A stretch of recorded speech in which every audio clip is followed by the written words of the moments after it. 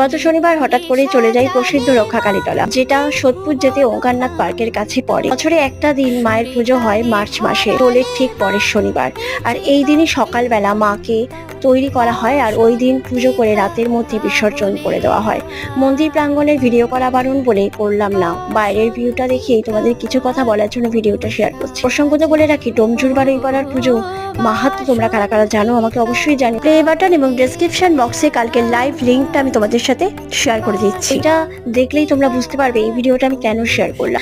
আমার ক্ষেত্রে এই ভিডিওটা করার উদ্দেশ্যটা তোমাদের এই শর্ট ভিডিওতে বোঝাতে না পারলেও ওই লাইভটা দেখে তোমরা বুঝতে পারবে। ও শুধু এটুকুই বলতে চাই তোমাদেরকে, মায়ের কাছে এইভাবে পৌঁছে যাবো, মাকে এত সুন্দরভাবে দর্শন করতে পারবো ভাবতে পারিনি। এই দর্শনের কারণটা জানতে হলে অবশ্যই তোমাদের লাইভটা দেখতে হবে। একটা কথা, বিসর্জনটা ভোরের মধ্যে করতে হয়, রাতের মধ্যে না, সরি ভুল বলেছিলাম। তো চলো আজকের মতো ভিডিও এন্ড করছি। কেমন লাগলো জানিও, ভালো লাগলে লাইক শেয়ার কমেন্ট করো, সাবস্ক্রাইব করো। জয় মা।